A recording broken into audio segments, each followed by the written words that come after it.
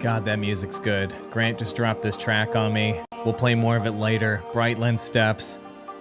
We've got surprises. We've got leaks.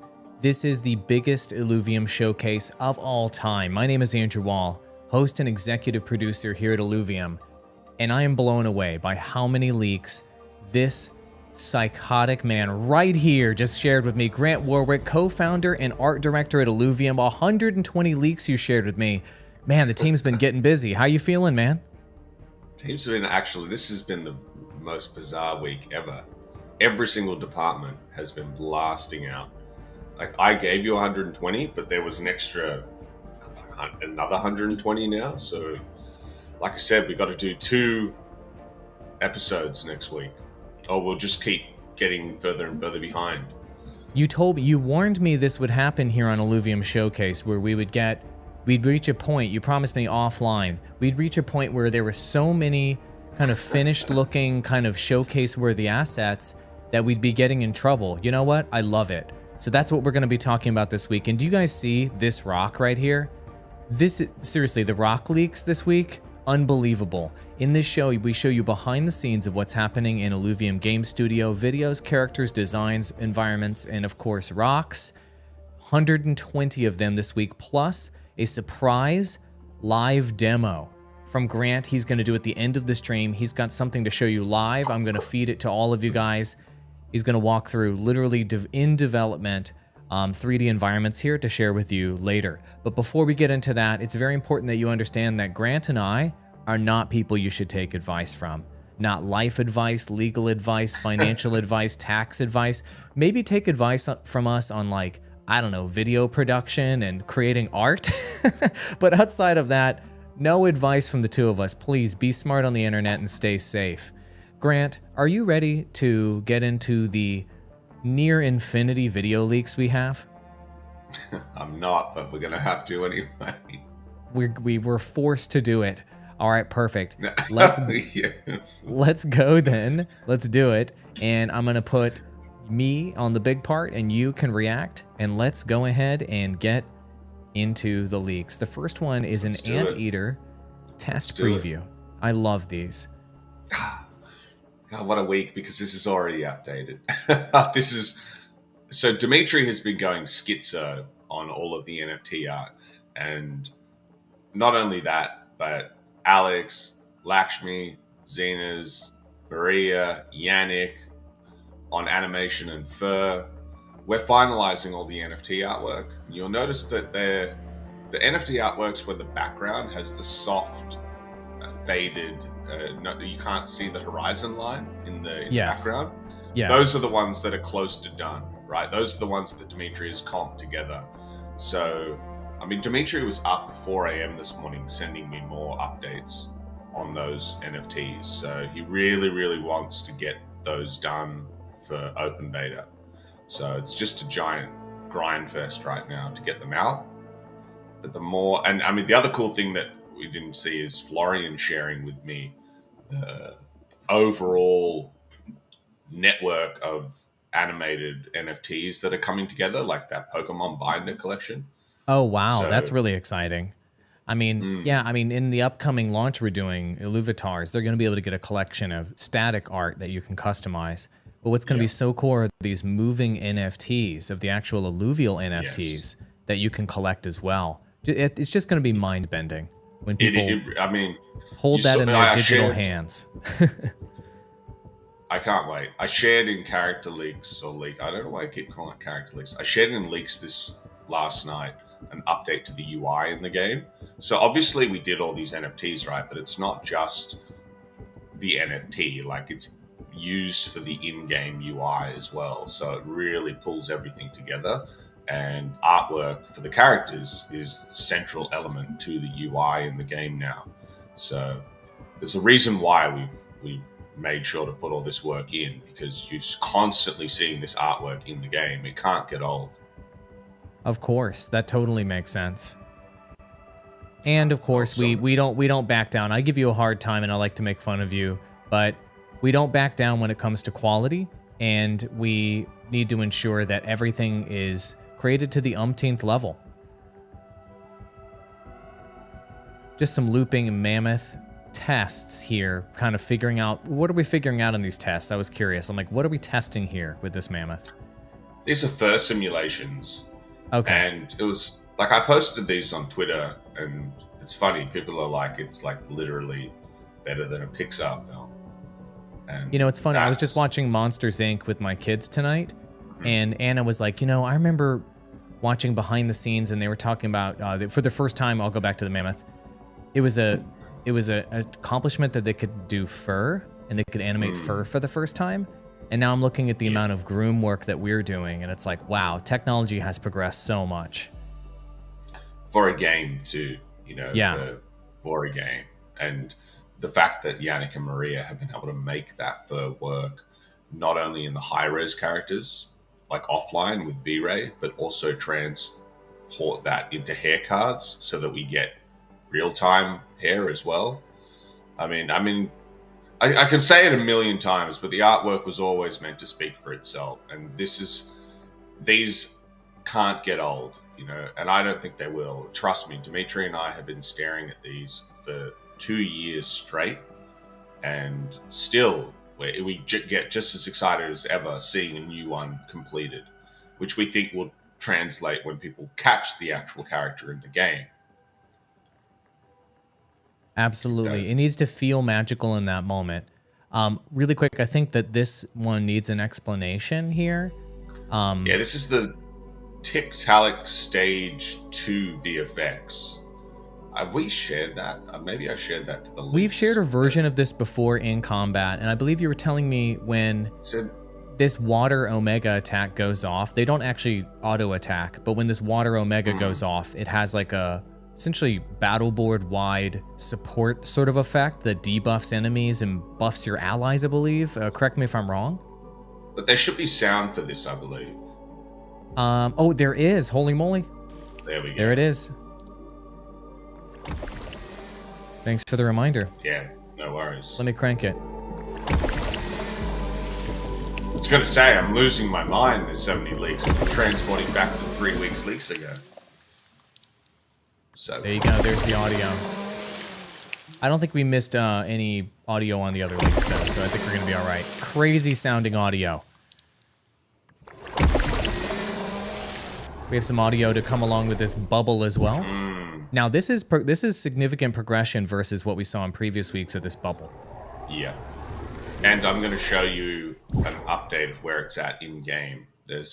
I'll do a cool Unreal Engine stream. Got it. Because now they're functioning. Right? Oh, cool. It's still work in progress. Like, we're doing the animation. Right now, see the animation that Arlen has in the bubble? Looks terrible there. Yeah, she's just frozen in place. Yeah. Yeah, it's just when you see stuff that looks really obviously bad like that we're just in development. So Alex has already created those animations, and in the next showcase, I'll be able to share with you a polished version of this mechanic.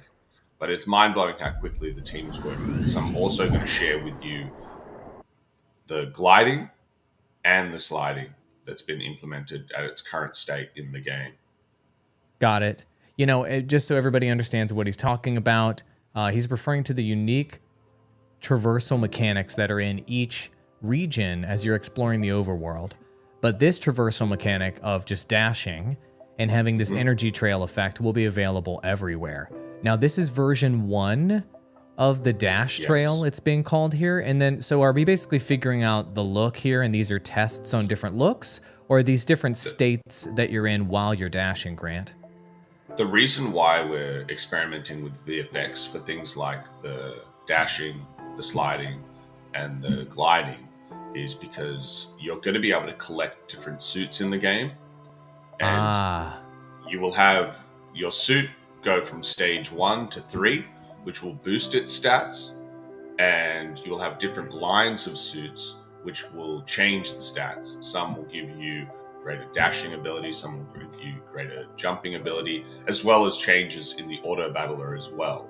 So the suits that you collect affect not only the auto battler gameplay, but also the overworld gameplay. And we need to experiment with making that as easy as possible to implement, but still cool from a dev side. So like next week, once again, I'll show the updated suit design, because that's what we're working on now.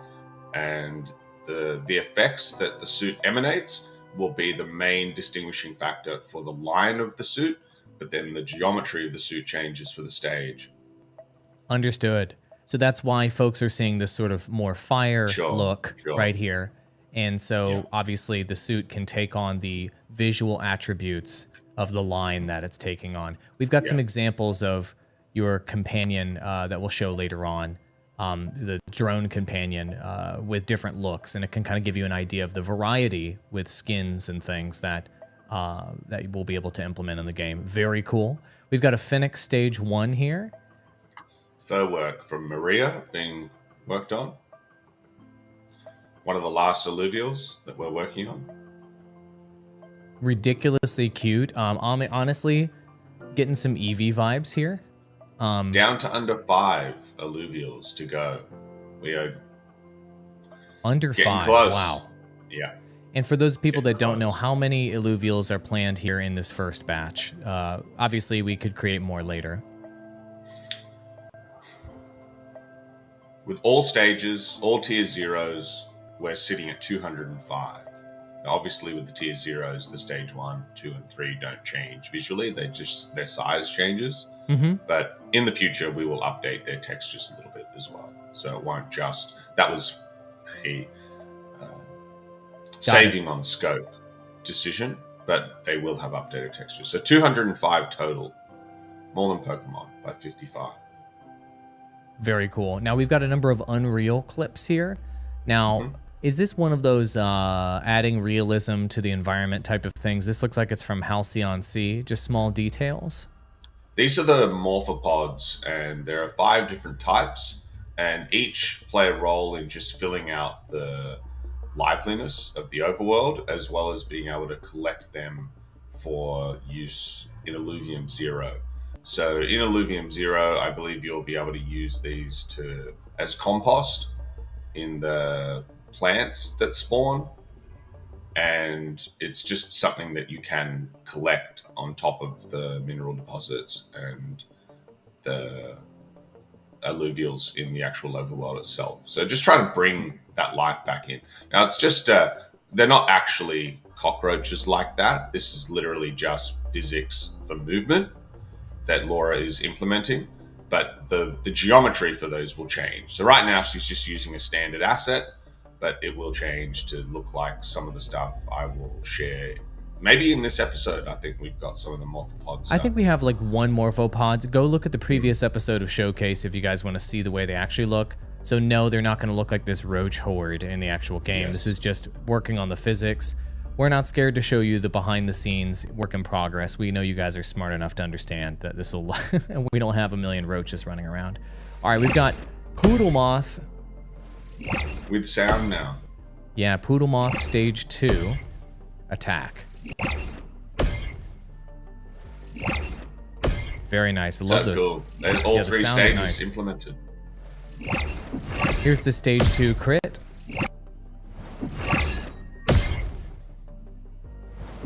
Cool, we're getting down to the last Illuvials. Keep saying it, but now we're like really close.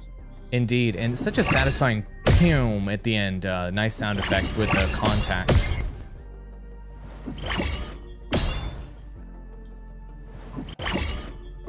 Very cool. Now here is something that a lot of people will be experiencing, of course, in Illuvium Beyond. Their bonding accessories experience. So I'd like to give a shout out to Andy Kang, our creative director on the marketing team, for helping generate these animations. But when you bond your accessories in the in Beyond experience on the website, you're going to have these really cool looking animations to go along with that to make that bonding experience feel really rewarding. So cool. Let me crank up these sound effects here for everybody. Very close now. I mean, isn't Kieran doing a live stream today or something with Bryson? I was on that live stream with him and Bryson. Oh, it was already on while I was sleeping. Yeah, we did that, and everybody got to see the first look, essentially, of of Illuvium Beyond and us opening discs and even bonding accessories to an Illuvitar. That was really cool. And I've got an Illuvium Insider tomorrow with Roger and Aaron to go in depth. And Aaron's going to screen share and he's going to walk us through the hub, the collection, the sleeves. Roger's going to show art. And we have a huge reveal we're going to do. I'm not going to say what it is, but it's a new... Reveal? Roger has some new things that the community has not seen yet and that he's going to show everyone related to Illuvium Beyond.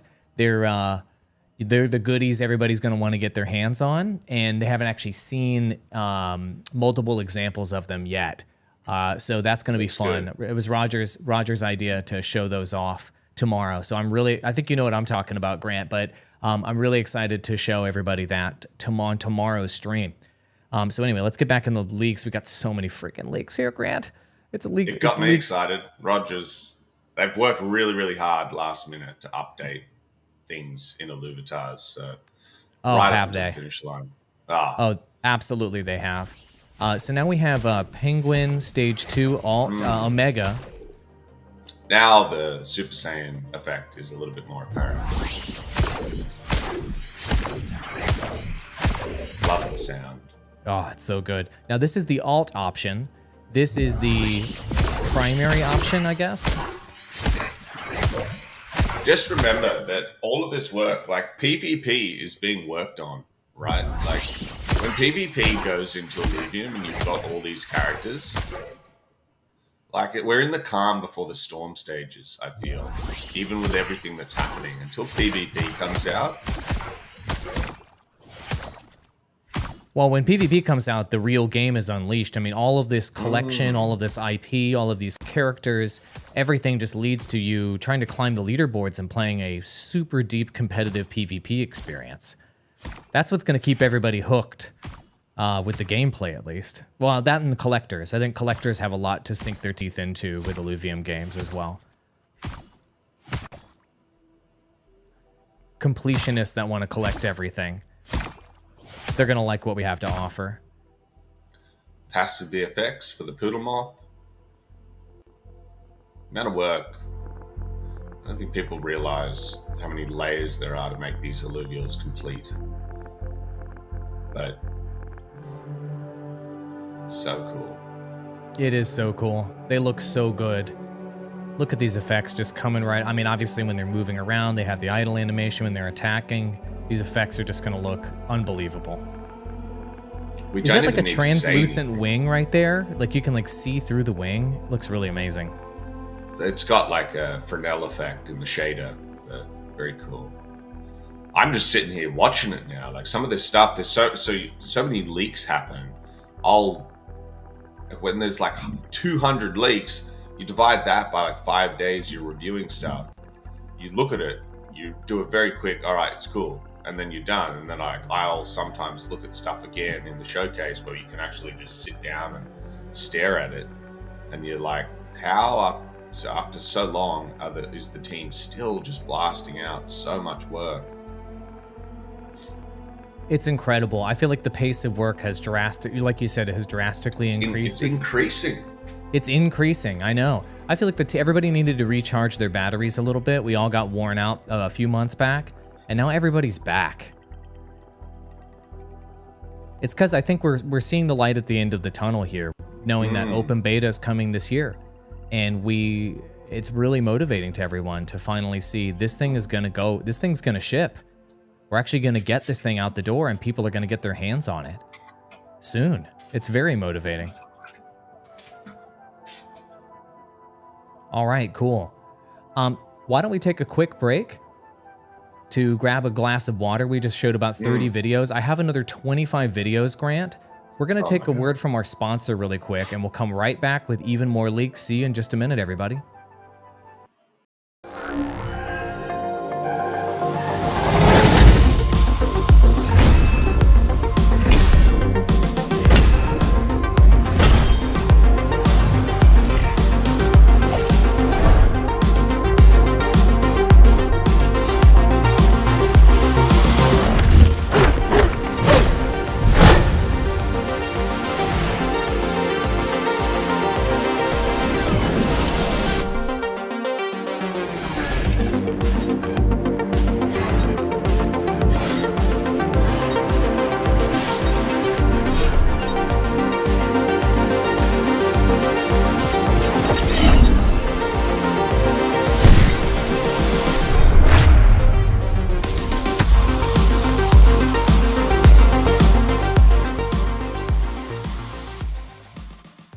a few days away. Only a few days away, my friends. Illuvium.io/IlluviTars. If you have not already entered your email, and then you're missing out on all of the emails explaining what's going on with Illuvium Beyond.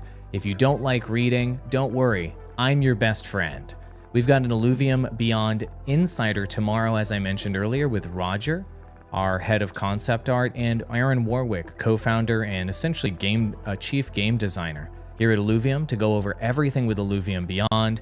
And of course, we've got our launch party happening on Tuesday next week. I'm waking up at 1 a.m. to do this one and going for, I don't know, infinity hours. 30 plus guests, giveaways, discs are going to be popping open everywhere, games, shenanigans, and surprises happening there. Illuvium Beyond is freaking happening, y'all. All right, Grant, are you ready to do some more leaks with me, buddy? Thanks for joining me, or thanks for being patient with that commercial break. But I think we need to get back into it. Thank you to our sponsor, Illuvium. It's not a funny joke. Okay, so let's get back to where we were at. Funny. It's fairly funny, I guess. It's all right. So we have some Unreal Engine clips we just went through, and now we have some Elk Stage 1 resist animation, resisting being captured, of course. I almost feel bad for him. So ridiculously cute. This one's gonna sell plushies. This one, my daughter, who's 7 years old, who like has a room full of like 50 cute unicorns and stuff. This elk passes the cute test, buddy. Like girls are gonna love this, without question. These animations are looking really good too. This is Elk Stage 2 resist animation. And then here is Elk Stage 3 resist animation. Do you even have antlers, bro? You can see as they get bigger, the resist becomes less apparent. Makes sense. They're heavier, I suppose. I mean, you got to make them feel more weighty. That makes sense. And now we have some Elk Stage 2 signature animation.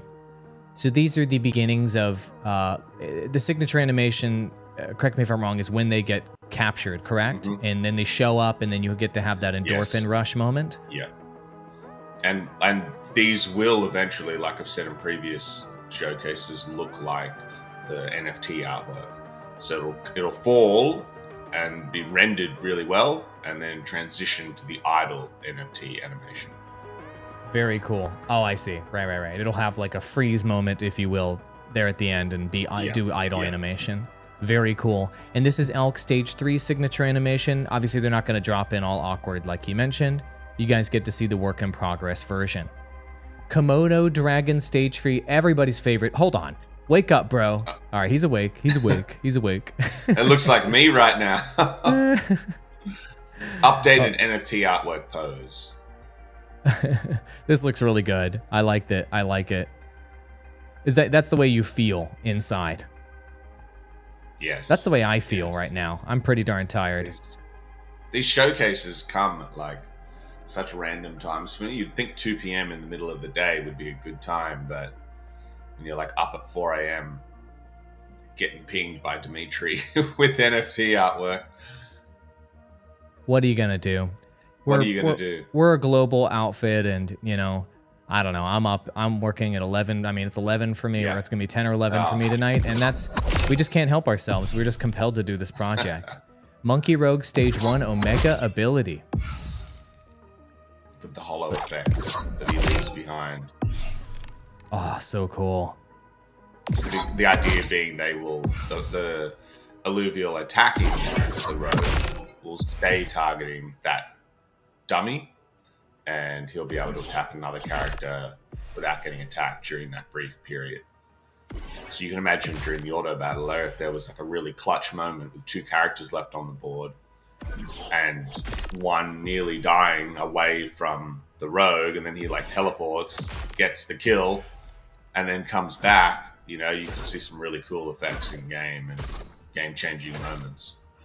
I mean, the auto battler is going to be fun. These animations are so satisfying and so almost tactile and interesting. I can't wait to see what these characters in these Illuvials would be like in a game that's more real-time, like a real-time strategy game or a MOBA or a fighter or whatever it may be. we're really setting the stage for those more reactive, real-time types of games to be, or experiences to be really incredible. Like, what I'm trying to say is I want to play this Monkey Rogue Stage 3 in any genre. Yeah. Like, the attacks are so satisfying. Like, these are, like, so good. They remind me of, like, fighting game moves, almost. Like, they're that good. Monkey Rogue Stage 3 Omega ability. Showing that backstab. Mm-hmm. People are freaking out about this right now. They're freaking out.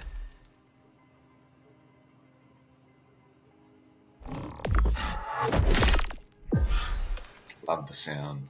Oh, so good. Let me know if I should turn it up. Try not to blow people's heads off.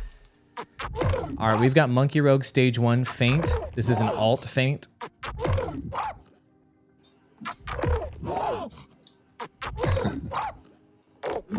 All right, we've got a Stage 3 Feint.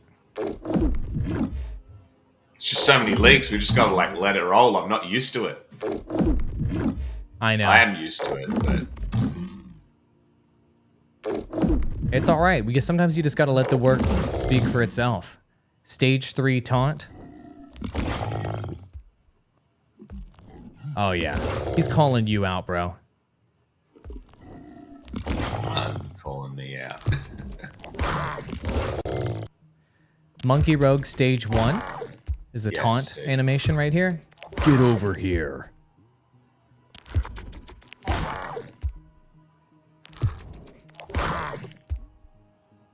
Very good. And also, we've got Monkey Rogue Stage 2 Feint. Poor guy. He tries to hold himself up with the killer claws. It just didn't work out.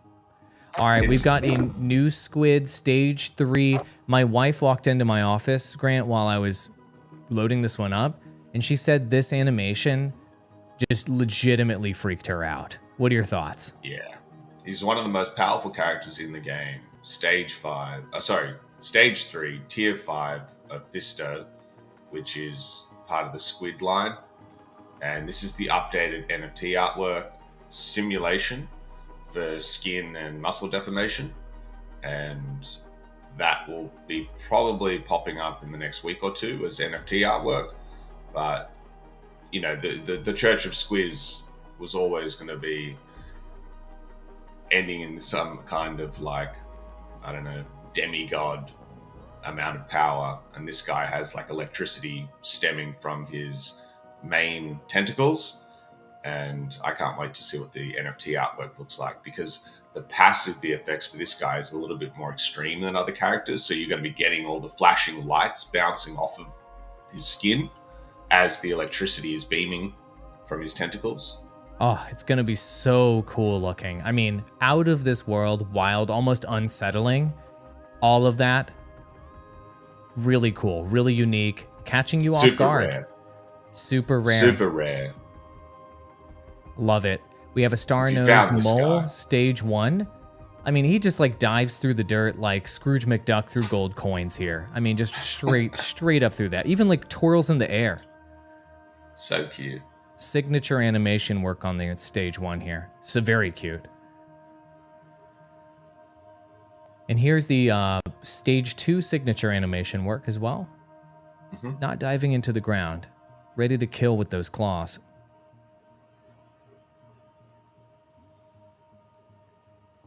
And here's some Tier 0. It's a tipo or a Atipo? How do you pronounce that? A tipo. A tipo. But okay. We've gone through so many iterations just to get, like, look at the pose, right? Like, there is a lot of overlapping skin, and typically, like in a game, the legs and the feet would just overlap, right? There'd be a intersection. And when you render that in the NFTs, fair enough. In a game, that's fine. Okay, it's impossible to get that detailed skin simulation. But for the NFT artwork, we've had to go through so many iterations to make it work with displacement, the skin. Like, nothing can intersect, right? As soon as you see an intersection, we have to go back to the drawing board and redo it. And this guy has been redone like 4 or 5 times now. It's just like the pursuit of perfection for these NFTs. It's incredible. And it's going to be worth it for everyone. I mean, this is what you're collecting. This is what you're working toward. Getting those NFTs is the progression. This is what's going to be that satisfying flip through your book moment and check out all of your cards. I can't wait for everybody to experience that. That was just the videos. Guys, we have 1,000 times infinity images to show you as well. So let's get into all of those. Grant is going to help us understand what we're looking at today, starting with characters. These, Grant, are my favorites to show on this show, showing how these aesthetics of our characters, of our Illuvials, can translate into skins or different looks or different contexts, like here, this Axodon, translating into these skins for your drone. Amazing. Can you tell everyone where we're at in the process of getting these skins prepared? The skins are already being created for Mozart, and we have to concept out probably still like half of the Illuvials, but next showcase will feature, I don't know, another 30 or 40 skins that we've created for the Mozart line. And every single Illuvial in the game has a suit skin and a Mozart skin. So we're still lagging behind a little bit on the suit skins. We have to update the suit model first. But Mozart's, we're just chugging away on the skins for this guy. Got it. I mean, there's near infinity of these to show here. This is Scarabox, Galiant, and Titanor skins. This one we've shown many times on the show before. Is just in a different state, a Ramfy, Ramfire skin. This one probably going to be a crowd favorite. Let us know what you guys think in chat. But these fire effects, they're just so damn good. So incredible. And also the fire halo look at the top. I think this one's going to be a top tenner for sure. Such a cool look. Ramfire's been like, because he came so early in the piece, he's been a sleeper for a while, you know. But like once PvP comes out and the game's live, and people understand that the most powerful characters are the most valuable, or the most rare are the most collectible, and you've got Ramfire, Ophisto, characters like that, the tier 5 stage 3s. It's gonna get exciting. It is going to get exciting. And here we have the Riptor, Riptorus, and Riplance looks. I love the poisonous antennas. Those are really cool. It almost looks like they're infected. I love it. Very cool. This is one we have not shown before on the show. Fern, Fernite, and Blazonite skins. Wildfire effects. I mean, just imagine these little particles swirling around the top here. Going to be so excellent on all these little antennas, just adding that little extra bit of personality to these skins. Skins always had to be great. You know, we skins always needed to be cool. Yeah, but these are not, like, the thing about these skins, Grant, these aren't just recolors. Do you know how many games just do recolor skins? And they just give you, like, some different textures and say, here you go. Here's a handful of these. And then we have, like, 2 good skins we're launching with. We're launching with just more good skins than people. It's going to be actually overwhelming, I think, for people. All of the options we're providing, we're planning on providing at launch. Tatopi, Tianti, and Sephorus, crowd favorite here. Look at that face. I love you. Your mama loves you, and I love you. And look how that translates into this beautiful skin. It's actually Mozart wears it better. Looks really cool, doesn't it, everybody? Love it. Yeah, it looks so good. Ooh, look at the color variation here too. Obviously, Tatopi is a more pink sort of color emphasis with the design, and you get a very different looking skin here with this stage 1 variation versus the other 2. Really, really interesting to see that. Huge difference. Really interesting. All right.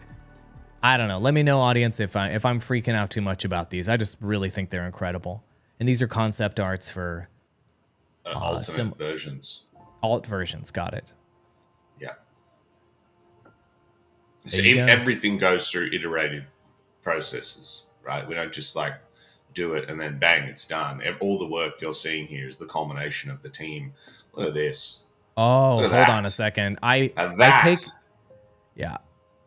I take back what I said earlier about the Wow. Ramfire one being a showstopper. Wow. Look at this line right here. Audience, Stage let us 3. know which one you think is your favorite so far. But is it this one? I mean, Grant and I are Man. obviously pooping our pants over this look right now. Look at it. Here's Squiz, and then here's the Squiz concept look. Good God, y'all. Wow. Oh, wow. Octius, and then here's the skin look. Good God.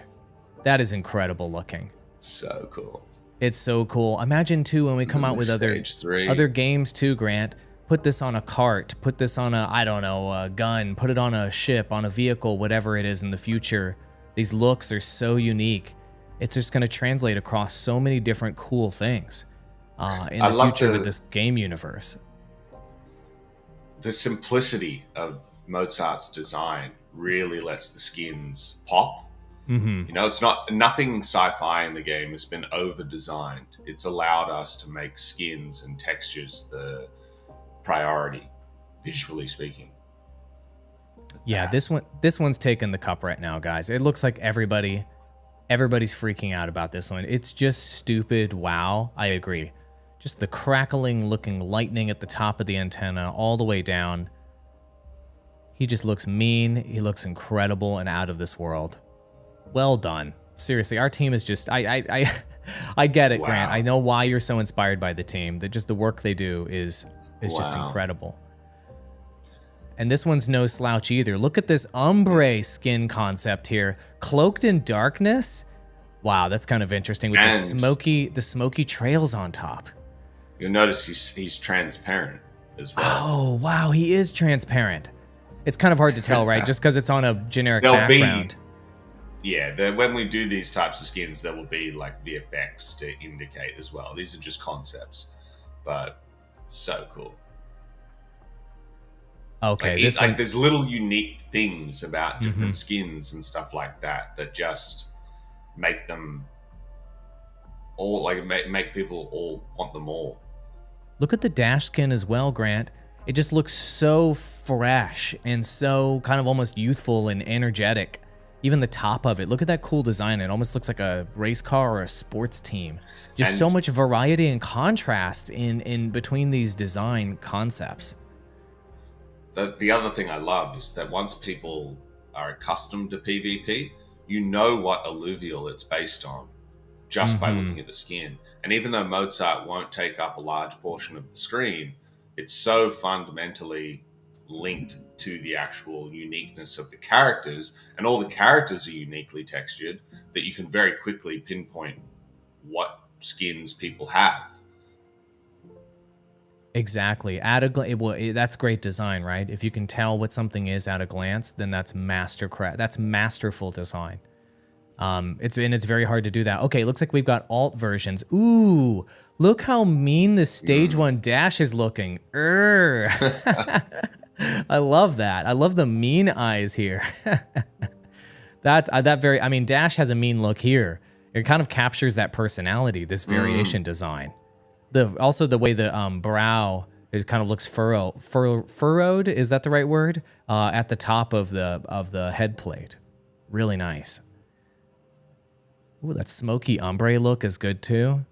Dang, Grant, these are just some killer leaks, man. Those are so killer. All right, we're moving on to further concept art. Fennec Fox. What are we understanding here? I'm not sure if I've shared this one before. But I feel like I saw it before. It's okay. Okay, we can skip through. I don't know why. Maybe this is new though. This is new though. I don't think I saw this one. Yeah, I know what's happened. The Fennec Fox was updated, and I've just shared with you the old link from that previous leak was just someone's just shared an old image in the channel, and I've just accidentally saved that and shared it to you. That's okay. Work in progress of the Alfie NFT. So cute. Look at just look at those eyes. The translucency and the detail, it creates little bubbles with his pincer. So good. No animation yet, but The animation and sound, things like that for the NFTs comes after we set up the lighting and shaders. Mal says we might need Mozart Illuvitars. I love that idea. Maybe so, maybe so. But expanding the scope of Illuvitars in Illuvium Beyond right now, I think we'd literally kill everyone if we did that. Great it cannot idea. be. It is a great idea. We can't expand the scope of it right now anymore. We've got to get this thing out the door. What are we looking at here? What's the work that's being done here? We're looking. Okay. Another example of how the links are not the least amount of work, Aaron. Okay, this is the most amount of work in all of our character design so far. So the links line, the nature one specifically, it doesn't have fur essentially in the traditional sense. Its fur is made up of leaves and things like that. So you remember I was talking about not having intersection with like the Atipo's legs and stuff like that? Yes. We also need to make sure that the leaves don't have intersections. And so Maria has had to go into Houdini and learn how to do complex, interactive physics simulations on the leaves while still interacting with the first simulation that has been created in Maya. So she's doing a leaf simulation pass here so that as the character's moving and jiggling, the leaves bounce off of each other. Wow. And this is for one alluvial. It'll all be worth it later. Come on. How hard can it be? It's just an animal or something. Can't be that hard. Look at that sock. I mean, I know. I'm seeing how complex the planning is for this. I mean, it's incredible. That's not like describing like all of the animation and everything. Like I know sometimes you look at like 3D UIs and stuff and it won't make sense to people. That network graph you're seeing there on the right is literally just is creating the system for how those leaves interact with each other. Their stiffness, their bounciness, their weight, everything has to be manually input and calibrated so that it looks good when the character animates. There's so many settings involved and technical limitations to make sure that leaves don't intersect. And we're a game, right? This is artwork for a game. It's so much manual work. It's paying off though. Everybody is seeing the results though on the other side, which makes it it is a game. It's not a movie. I understand. Here we have we have this image, and I don't understand what these thingies are here. So can you help us understand behind the scenes? What are we doing here?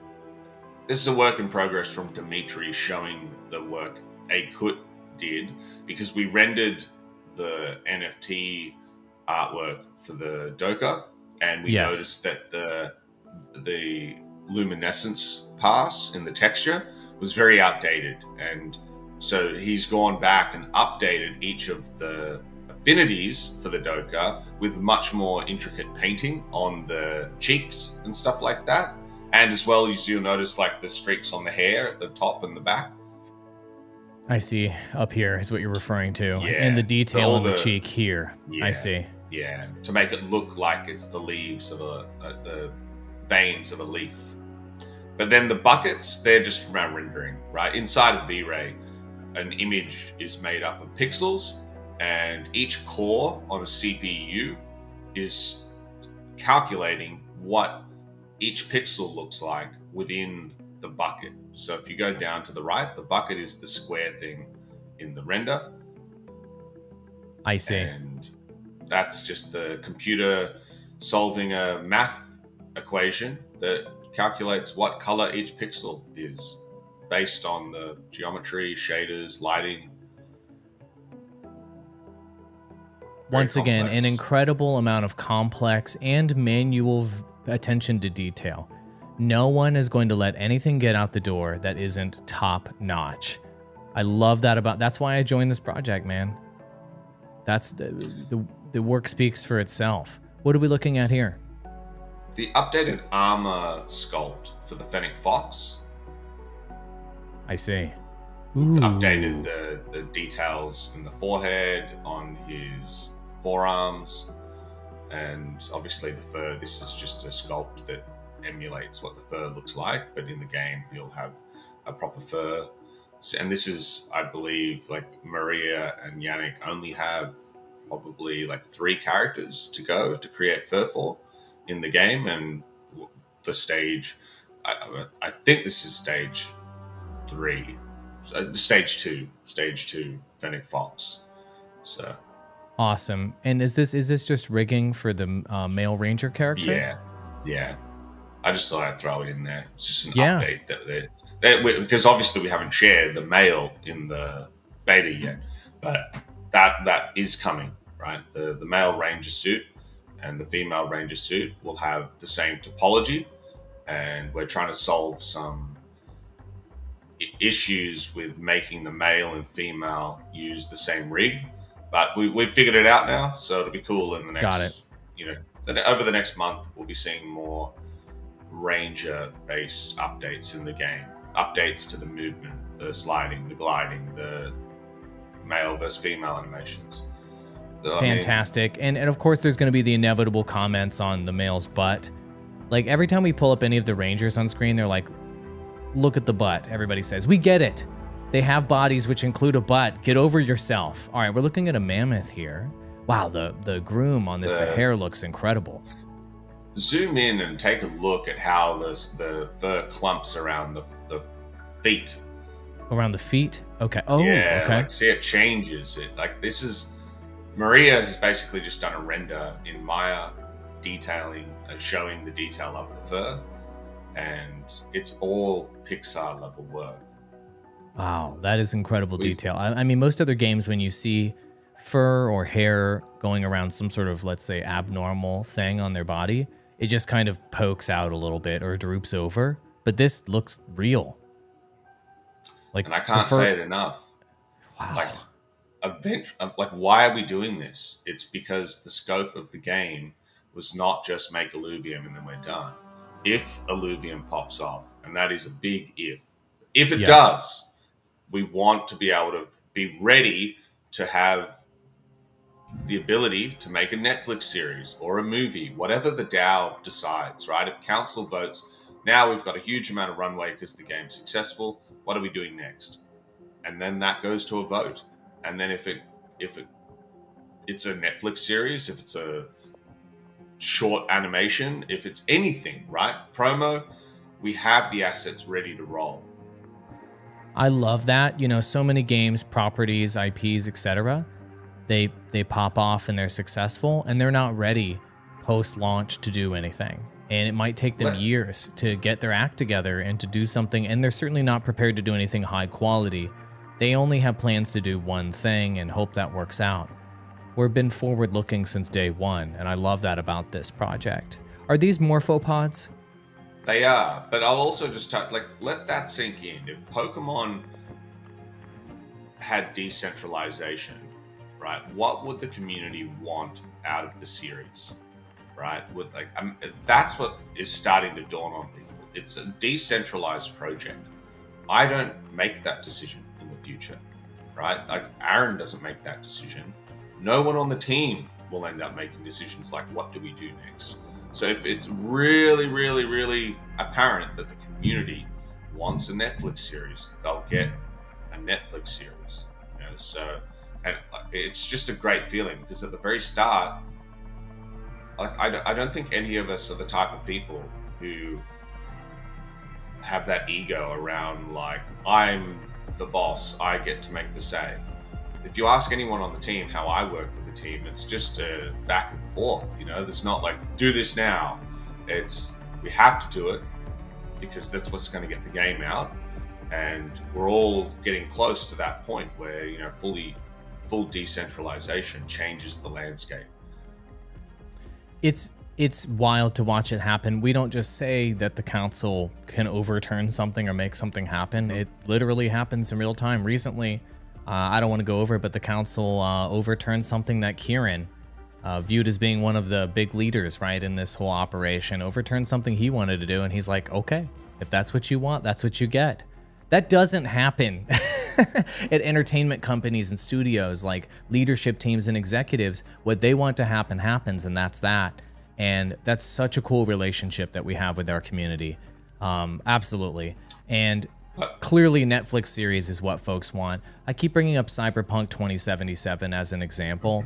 If you have a premium IP and then you can turn that into another format like a show, it makes people fall in love and more deeply with your intellectual property all over again. It's an incredible marketing tool, and it would just be incredible to work on. So I think that that's something that I'm very passionate about as well, amigo. We have designs to show people as well, Grant. This is why we're coming up on an hour, and we haven't even gotten to a live demo. So these are some marketing designs. Through it. You got it. Yeah. This one's for Illuvium Beyond. Our marketing team has requested, I don't know, hundreds of assets from our art team to promote Illuvium Beyond. And so this is just some of their work. And I appreciate you including this because obviously the Illuvials in the games. Dan's work, got it. The Illuvials in the games get a lot of the spotlight, but the creative teams also give a lot over to the marketing team for us to be able to do our jobs as well. And we really appreciate that. This art is awesome. Look at this. Atlas just playing on his little Illuvium iPad or something. What is he doing? Come on, what a cutie. I love it. It's so good. Dan and Sophia, and previously Svetlana, just the work they did for IlluviTars. Look at that personality. I mean, can you who doesn't love this?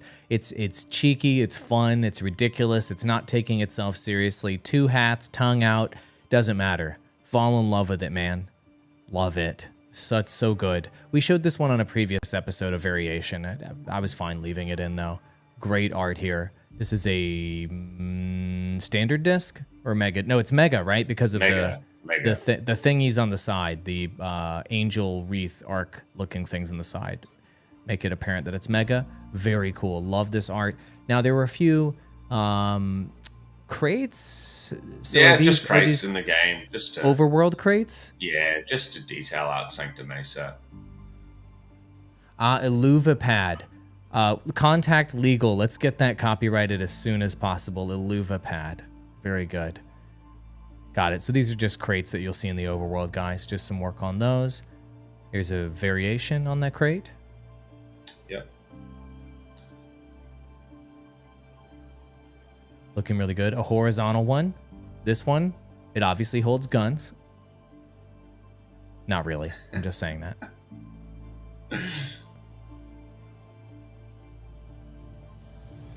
Concept art. Can you help me understand this one? Some work in progress concept art for the updated female suit. Okay. And next showcase, we'll do another update on this. I've already worked more on this with Roger, but it's looking really good. We've figured out how to incorporate the detail that would make the gliding mechanic work functionally with the suit. You know, that Iron Man style flaps on the back type look. Mm-hmm. So next week, we'll see an update. So we can skip through this and... I didn't realize you guys were updating the suit. Okay, this is, we'll skip through it, no problem. That's Arlen's suit, right? Arlen has a unique suit. You know, Arlen's suit is different from the default player's suit.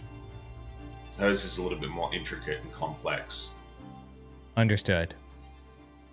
And then there, I think this is just to show scale.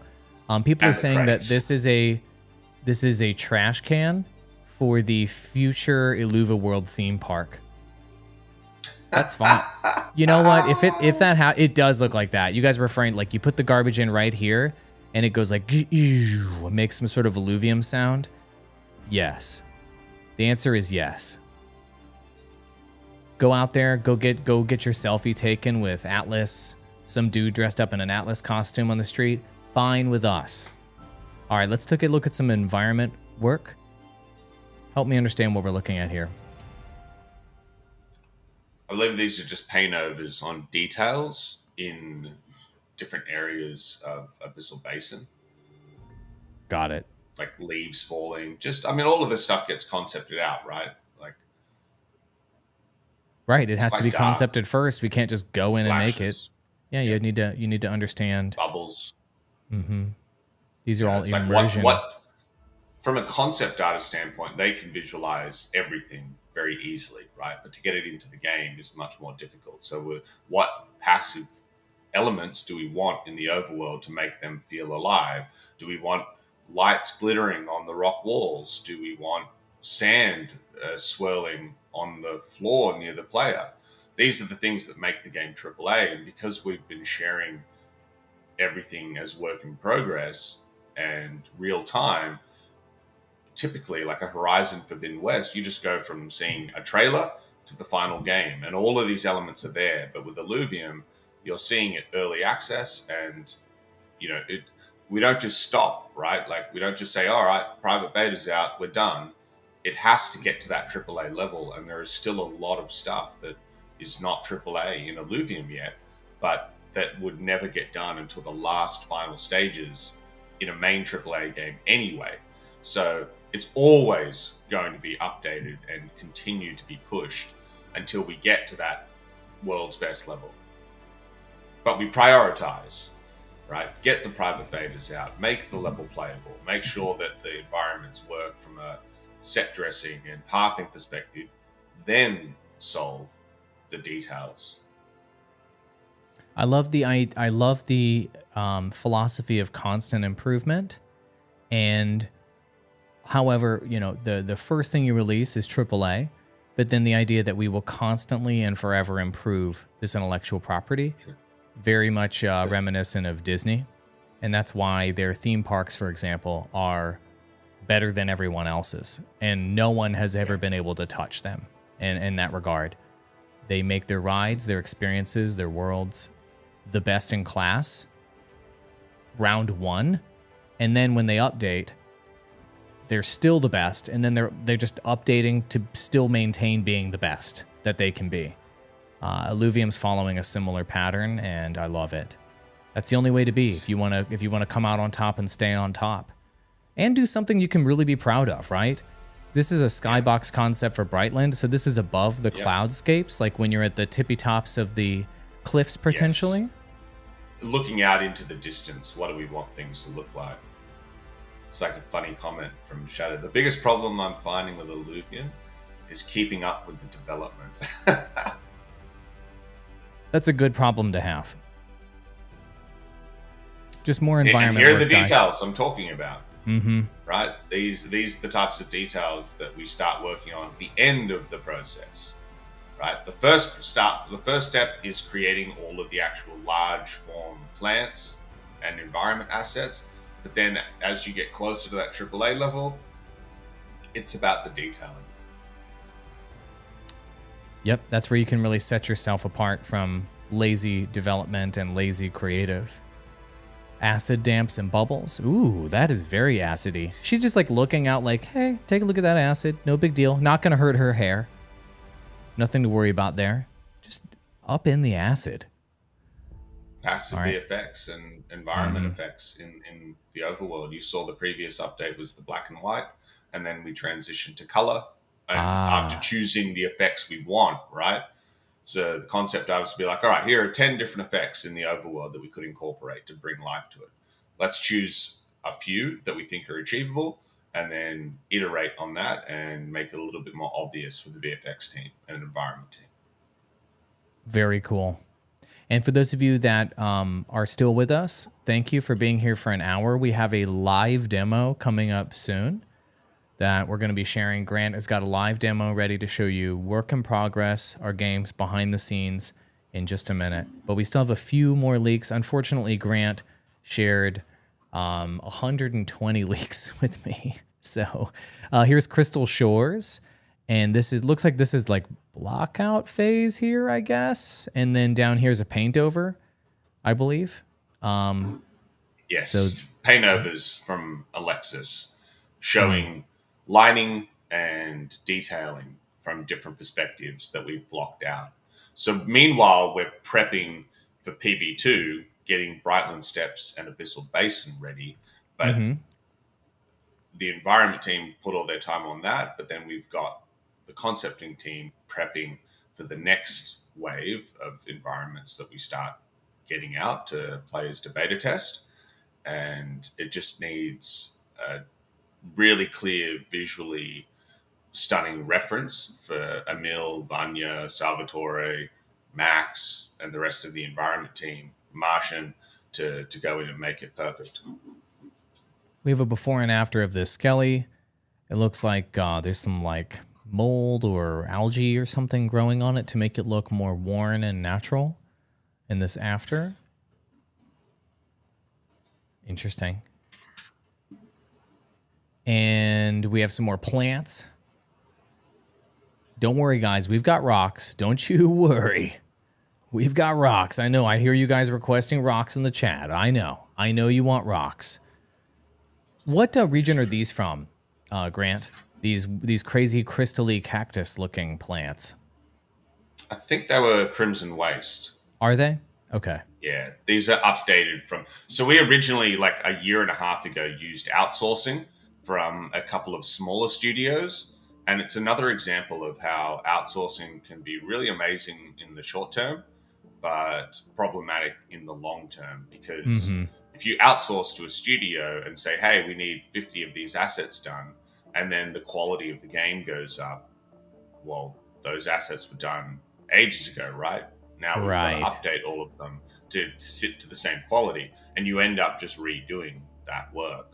So we're not shitting on the outsourcing studios. It's just at the time, the standard and quality in our game wasn't as high, and we've evolved now. I mean, this wouldn't be the problem if we made a second game, because if we outsourced, the standard would be met. But we were a first-time studio building up the entire team back then, and so it makes sense. But it really goes to show how quickly we evolved from basically an indie studio in the first 3 to 6 months of the project to a full-fledged AAA quality production.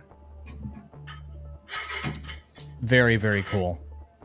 And it for those of you that have been here since the beginning or over a year, let us know in chat. I'm curious to know how many people have been a part of this project for over a year.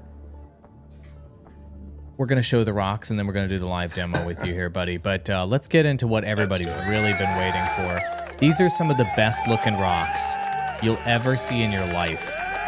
Look at the rock. I know, and Florian was like, they're not rocks. He DM'd me. I'm like, I know, but we're just going to call them... They're all different types of rocks and ores, and yeah. These are the ores in the game, and the NFT artwork that I'm rendering using Lorette's models. So Lorette's been sculpting these for the last few weeks, just all 12 of them, in between doing a lot of other stuff. It hasn't taken 12 weeks to do these, but now I'm in the process of rendering these out. I'm actually going to jump into CC streaming again this weekend and finish off the remainder of the ores, and I can kind of break down and share with people how we actually render these out and shade them, so that you get an understanding of how much work goes into making these work, right, and look good. Because the philosophy is anything that's an NFT in the game needs to be rendered out in V-Ray so that the standard is met and we can do animation. So Alex has given me an idle animation for different crystals floating and kind of levitating, so that as you, like, even if it's just an ore you collect in the game, as a player, you're met with this standard of like, oh my God, I own, like, it's going to be an alien concept for some people from mainstream coming in and knowing I own this, right? I can sell this. And we don't want that feeling to be marred by just getting a really shitty low-res icon of an image, you know? Getting something 4K. Cheap feeling and cheap looking makes it the ownership feel worthless. It makes sense. That's been a disconnect. That's been a disconnect for me with a lot of NFT projects. A lot of folks have like tried to almost deliberately make their NFTs look shitty, like as a style choice. And at the end of the day, people have to own that asset and feel comfortable with it. Like, do you want to ironically own something that looks terrible forever? I mean, I don't know. I love the fact that there's going to be levitation with these rocks in these animations to make them feel more premium. These are the most premium looking rocks I've ever seen.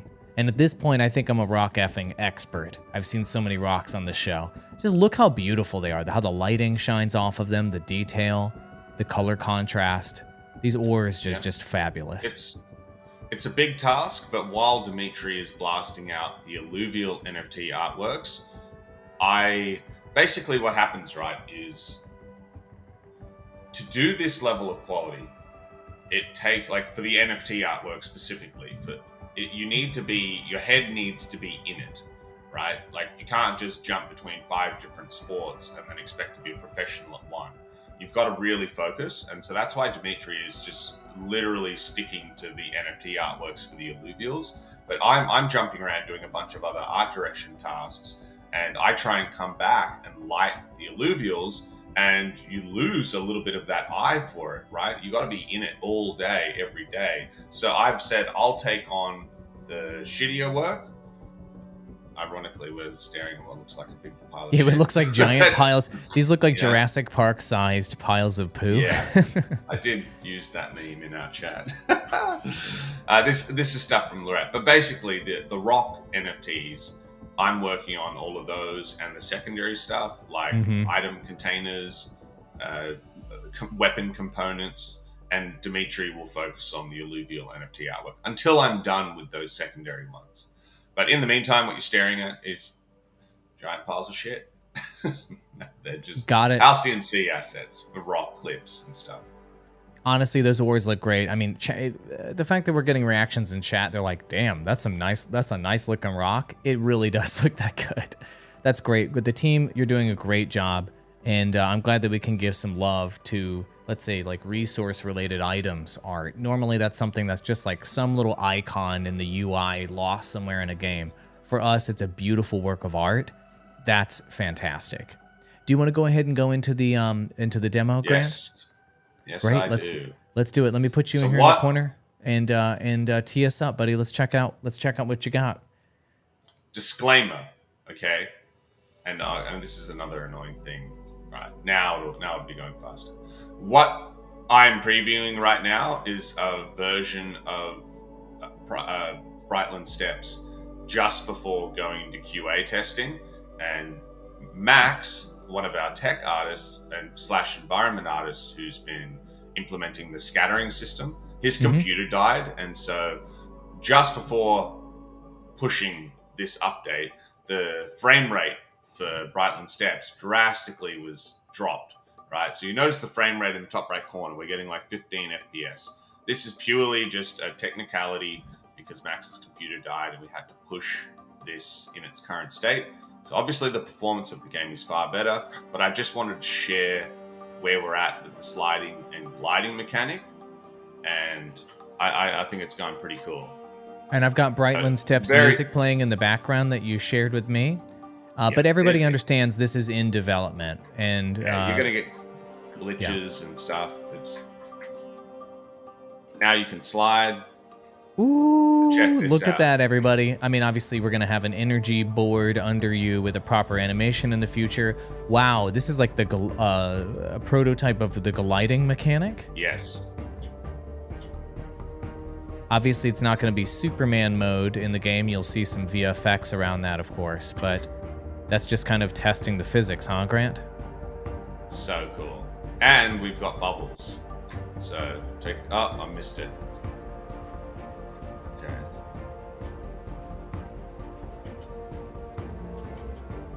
Okay, so it's all work in progress, right? Some of it looks a bit janky, but our mentality is swapped now. As we get closer to open beta, just get versions of the game mechanics in that are janky, but that allow the player to test what it would be like. And who cares if there's no animations or there's no jiggle on the bubbles or things like that. So the frame rate's really bad for me. Oh, it's all good. I think the audience wants the bubble is cool. I think the audience wants to see you glide around and do the energy slide some more. Because I remember in a previous episode you were talking about that this would in the future be implemented and we'll be able to test it. And then in just a matter of like 2 weeks, here it is. It's now testable. Very cool. Now, with the gliding mechanic, is the plan to have like sort of like flying squirrel style wings here, or like it is? Exactly. Okay. You're seeing no VFX, early days. I just wanted to share it just to let people know that stuff is coming in. Very cool. Yeah. There's Can you just skate down this hill Tony Hawk style and like grind on a couple rocks or something for us? There you go. Here, let me play the it Brighton next to Steps this. I music for shared to my everybody. Twitter. Yeah. Ah, this is so awesome. Okay, So just to this review for bubble is everybody who missed the previous episodes, basically, as you can see, this is Brightland Steps, a region in Illuvium that's, its own unique look with infinite waterfalls. But as you can see, it's so vertical. Your jetpack can't even take you up high enough to get to the top of these hills. So that's why this bubble unique traversal mechanic is here. And then once you get up high, you can energy glide down. You can energy board down or energy glide, down the hills, or you can use the gliding mechanic. Are we calling it air gliding, or what's the air mechanic called? Just gliding? Gliding. Just gliding, right? Gliding. There's no VFX here. And the other thing is the bubbles you're seeing, this is a rudimentary hack together implementation. The speed of the bubbles, the movement, it will change. It will look more polished in the future. I think it's important to share things even in an early state, just to let people know that like Illuvium is always being updated, and some of those updates are quite significant to how the game feels. So like for me to try and traverse all the way to the top of that cliff over there, see some areas of the game have the scanner incorrect, so the frame rate just goes really, really bad. But like I probably shouldn't even be sharing this. Like any AAA studio sharing this stuff, but like the marketing team would be like, "What are you doing, you dickhead? Stop it." Yeah, that's not the way it goes around here, though. Yeah. We like you sharing stuff, and I think the audience does too. But yeah, of course, it's just work in progress. But I think everybody gets the idea, though. You get to ride the bubble up as high as possible. Then you can glide down to the location of your choice. You can use the jetpack to make adjustments and to jump in smaller traversal situations. And then you can use the sort of sliding mechanic to go down hills more quickly so you don't just have to sprint everywhere. All those traversal options will make it more interesting to do runs. I mean, I think a lot of, just like in the game Anthem, which we've talked about a number of times, which obviously we reference, it's a fantastical world with jetpack mechanics and those sorts of things. Half of the fun of the game was just running around and just using the jetpack. We want it to be more than that, but the idea, and we haven't implemented this, but we'll prototype it as well, is that in the overworld regions, once you mine a certain amount of things, the whole environment's dome will start collapsing. The dimensional stability of the region collapses, and you'll have a timed version in the overworld to mine as much as you can before the dome collapses. So understanding the movement system and how to traverse through the level the fastest way possible will change how much you get to pull out of the region. So there'll be a casual level to the overworld where you can go in and get a certain amount of stuff, and then there'll be the competitive bit, which gives you that extra 20% or whatever. So knowing how to move through the levels, knowing where the hotspots are, plays an important role in getting that extra 20% of loot out of the regions. So it's coming together. So when you say the dimensional stability will be closing in, you're referring to, just so for people that are not familiar, it's sort of like if you play Battle Royales, there's a bubble that is constantly collapsing in on 100%. A central location. And so 100%. That bubble that's collapsing in this level will make it so you have to quickly and strategically collect what you're going to collect here in the region before this run is over. And 100%. If you're outside the bubble, I guess maybe you get killed or damaged or something like that. Or I guess we're not talking about that yet, but you respawn at the obelisk. I see. Resetting. So if you get killed and respawned at the obelisk, you've obviously lost that pathing you were aiming for, where trying to mine as many harvestables as you can will come into play. Now, this isn't implemented yet. This is where Illuvium's going as just one element to make the overworlds more exciting. But these are the types of things it's always going to be improving. So I just wanted people to see that and end the show on a positive note that like a lot of cool stuff's happening. Man, that's great. Thank you. I always love it when you come in with a surprise live demo, Grant. Thanks, buddy. I appreciate you sharing that with everybody. Everybody loved it in chat. Guys, we've got another, at least at this point, 100 leaks for next week, right, Grant? I mean, you said yourself, actually, you told me, pile on these 100, and I said, hell no. We already had an hour and 15-minute long episode here, so we're going to do at least 100 more leaks next week, everybody, so stay tuned for that. But before we do that, Grant, we've got a Illuvium Insider about Illuvium Beyond. We've got a launch party. I would love it if you joined me and you opened up some discs with me, buddy. I'll battle you. We'll do a disc battle. And we've got an IlluviTalks and a showcase. We're going live so often at Illuvium because we have so much to talk about and so much to show. Because as you guys saw in this episode, the team is doing so much incredible work that's worth showcasing. Grant, any final thoughts? No, I'm really happy with where things are going right now. The team's highly motivated. IlluviTar, I will say, IlluviTars, right? A big part of this is, and it hasn't really been talked about a lot, is providing funding for us to continue. Runway isn't something that's like a nightmare scenario, but the more support we get through IlluviTars, the better the game becomes, right? So do your best to support us as we're trying to make something truly special here, and I really, really hope that that launch goes well. And what Roger's about to show you, I think will amp it up to another level. They worked really hard on it in the last minute, so that makes sense. Grant, thanks, buddy. I love doing the show with you. Let's do it again next week, baby. Let's keep going and see how things are progressing. Adios, amigo. See you later, man. See you, dude. All right, that was this episode of Illuvium Showcase.